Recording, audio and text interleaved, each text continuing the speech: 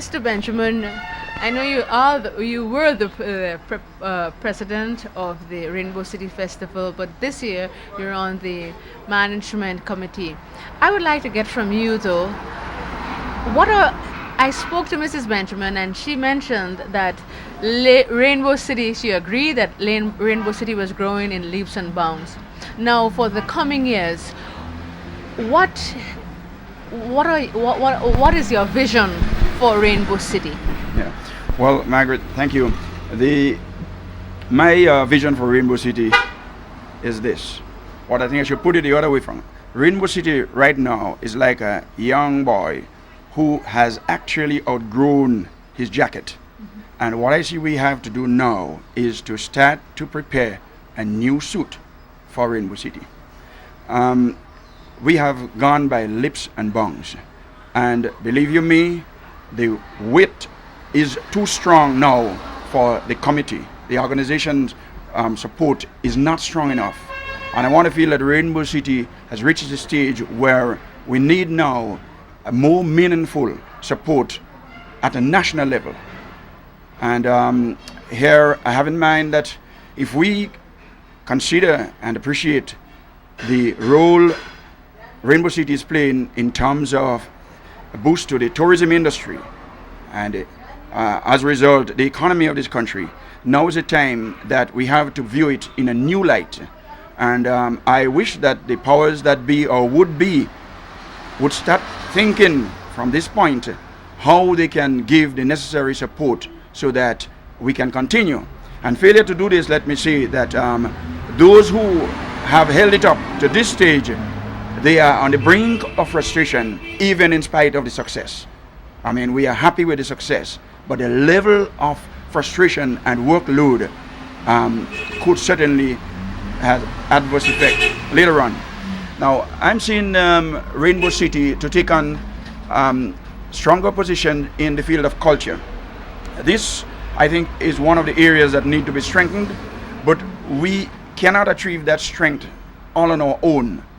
The government ministry responsible for culture must be prepared to launch a cultural program which would back up and strengthen us or make the preparatory work where we can draw from in terms of organizing our people in the villages to bring out their culture.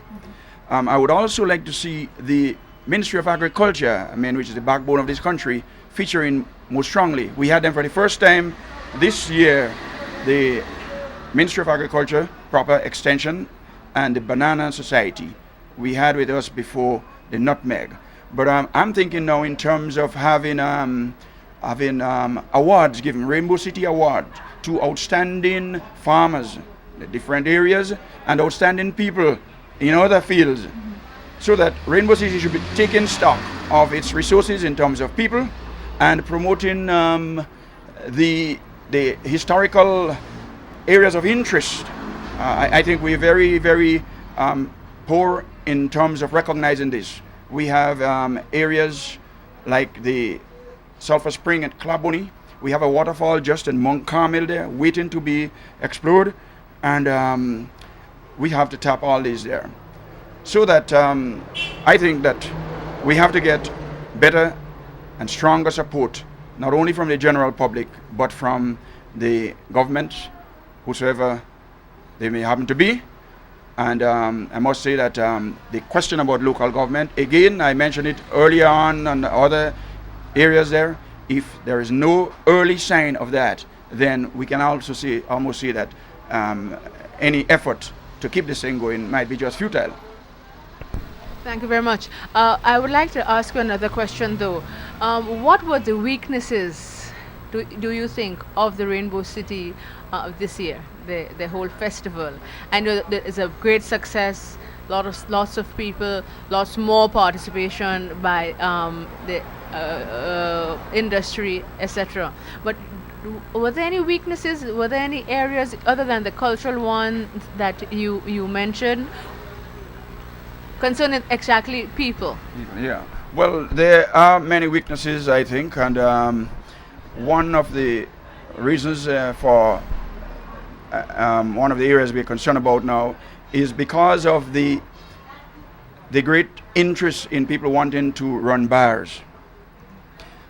We found it extremely difficult to keep the pace.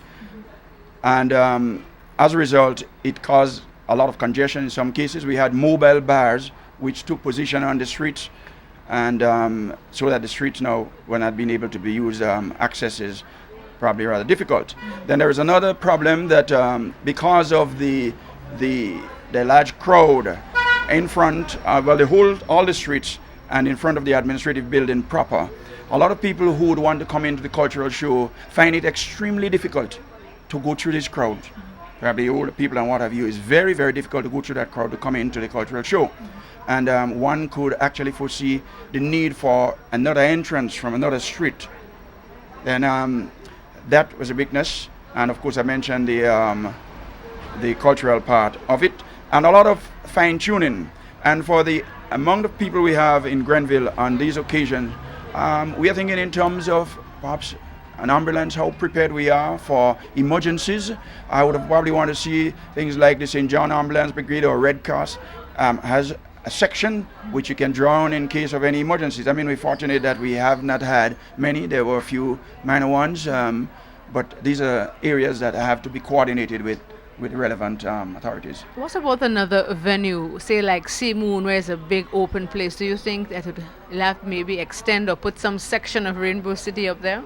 Well, as a result, as regards change in venue, sometimes you get just the opposite effect. When people have been adjusted to a particular area, what attracts them there, except you can actually come as close as possible. But what I see that we need now is we have been developing a beach park. If you would look at the back of the Anglican School and Church, going up the line there, we have planted trees, almonds and grapes and coconuts and what have you. And the intention is to develop a beach park. Now I can see the need for that. When people come to Rainbow City and you want to get away from the noise and the crowd, you can go there and relax. Perhaps we can actually extend whatever development we can on the Telescope Beach.